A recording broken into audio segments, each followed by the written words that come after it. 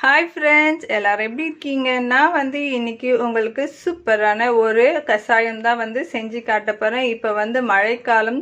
So இந்த மழை காலத்தில் எங்கே பார்த்தாலும் ஒரே சளி, இருமல், காய்ச்சலாக இருக்கும்.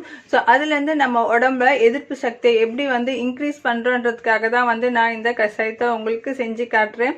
இது எல்லாமே நம்ம வீட்லேயே இருக்கக்கூடிய மூலிகை வச்சு தான். அப்படி உங்களுக்கு கிடைக்கலன்னா நீங்கள் மார்க்கெட்டில் வாங்கிக்கலாம். ஸோ நான் சொல்கிற மூலிகையெல்லாம் இந்த மழை டைமில் நம்ம வீட்டாண்ட எங்கே பார்த்தாலும் முளைச்சி இருக்கும்.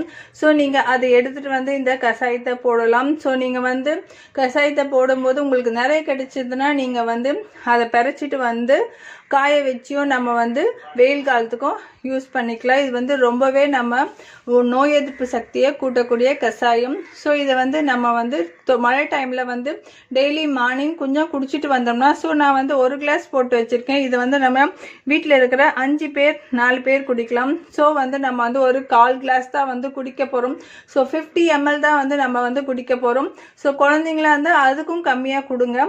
ஸோ நோய் எதிர்ப்பு சக்தி உடம்புல ரொம்பவே நம்மளுக்கு கூட்டி தரும். ஸோ அதனால தான் சொல்கிறேன். வாங்க இப்போ நம்ம வீடியோக்குள்ளே போகலாம். கஷாயத்துக்கு நான் ஃபஸ்ட்டு இந்த முருங்கைக்கீரையை நான் எடுத்துக்கிறேன். ஏன் இந்த முருங்கைக்கீரையை எடுத்துக்கிறேன்னா, இதில் நம்மளுக்கு நிறைய அயன் இருக்குது.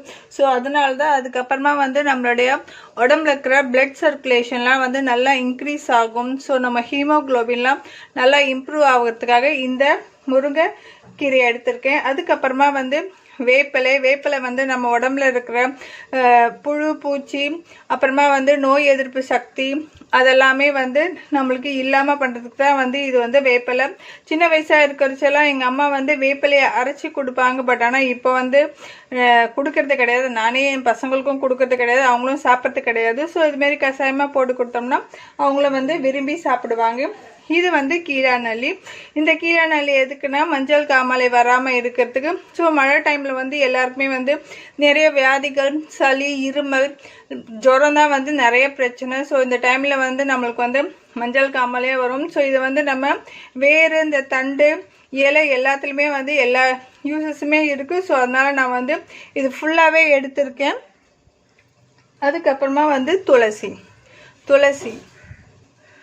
துளசி எதுக்குன்னா, நம்ம உடம்புல ஜுரம் வந்துச்சுன்னா துளசியை வராமல் இருக்கிறதுக்கும், வந்துச்சுன்னா சீக்கிரமாக போகிறதுக்குமே இந்த துளசி இலை ரொம்பவே யூஸ்ஃபுல்லாக இருந்து. அப்புறமா இந்த கற்பூர வலியில் நிறைய மெடிசினல் இருக்குது. ஸோ இதை நம்ம பச்சையாகவும் சாப்பிட்லாம். நம்ம ஆல்ரெடி நான் இதை பற்றி ஒரு வீடியோவே போட்டிருக்கேன். ஸோ இதில் இந்த கற்பூர வலியில் ஒரு ஆப்பிளில் இருக்கிற 42 ஆன்டி ஆக்சிடென்டோட இது பவர் இதுக்கு இருக்குது. அதுக்கப்புறமா கொலஸ்ட்ராலை கண்ட்ரோல் பண்ணுது. அதுக்கப்புறம் இதில் எல்லா விட்டமின்ஸுமே இருக்குது. A, B, C எல்லாமே இந்த கற்பூரவள்ளி இலையில இருக்குது. அதுக்கப்புறமா இந்த குப்பைமேனி இலை. இந்த குப்பைமேனி இலை உடம்புல இருக்கிற எல்லா டிசீஸ்க்குமே இது யூஸ் ஆகும். ஸோ நம்ம இது கஷாயமாக எடுக்கும் போது, ஸோ நம்ம வயிற்றில் இருக்கிற அந்த புழு, நாடா புழு எல்லாம் இருக்கு இல்லையா, ஸோ அதெல்லாமே வெளியேறும். அப்புறமா தூதுவளை ரொம்பவே பவர்ஃபுல்லானது.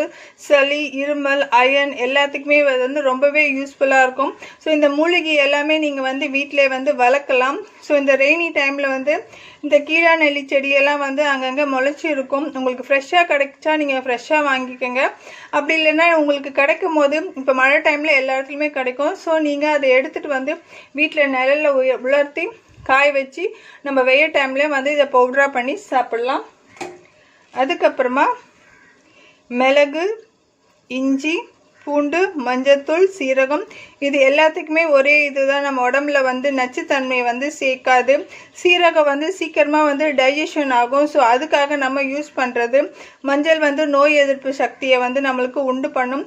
ஸோ அதேமாரி பூண்டு உடம்புல நிறைய கொலஸ்ட்ரால் எதுவுமே நம்மளுக்கு சேர விடாது. ஸோ இது எல்லாமே ரொம்பவே பவர்ஃபுல்லான மெடிசினல் யூசஸ் தான். நம்ம இந்த ரெய்னி டைமில் இந்த கஷாயம் வச்சு குடித்தோம்னா நம்ம பயம் இல்லாமல் இருக்கலாம். இப்போ வெளியே போகிறோம், மழையில் நனைஞ்சிடும், எங்கடா இப்போ நமக்கு ஜுரம் வந்துடுவோம், சளி வந்துடுமோன்ற பயம்லாம் தேவையே இல்லை.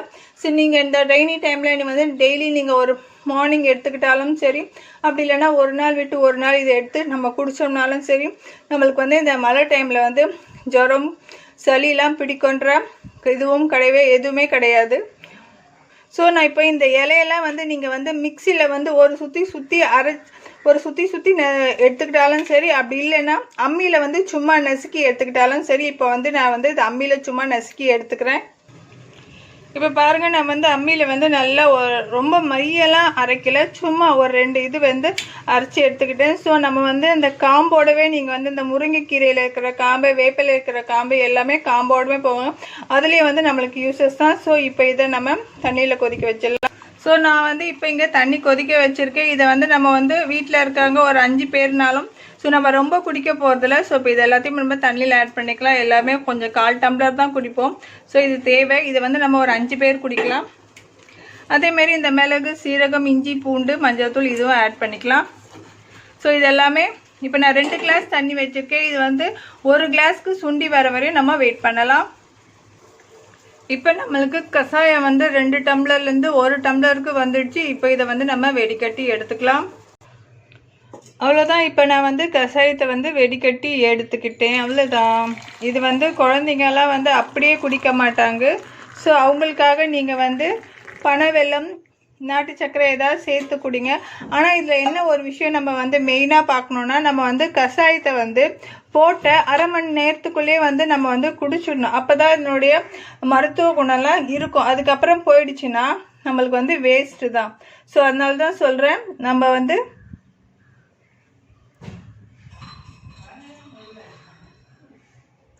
½ அன் ஹவருக்குள்ளே குடிச்சிடணும் சொல்கிறேன். என்னோடய வீடியோ இன்றைக்கி கண்டிப்பாக வந்து உங்களுக்கு பிடிச்சிருக்கோன்னு நினைக்கிறேன். லைக் பண்ணுங்கள், கமெண்ட் பண்ணுங்கள், உங்கள் ஃப்ரெண்ட்ஸுங்களுக்கும் ஷேர் பண்ணுங்கள். டேக் கேர், பாய். அடுத்த வீடியோவில் நம்ம மீண்டும் சந்திக்கலாம்.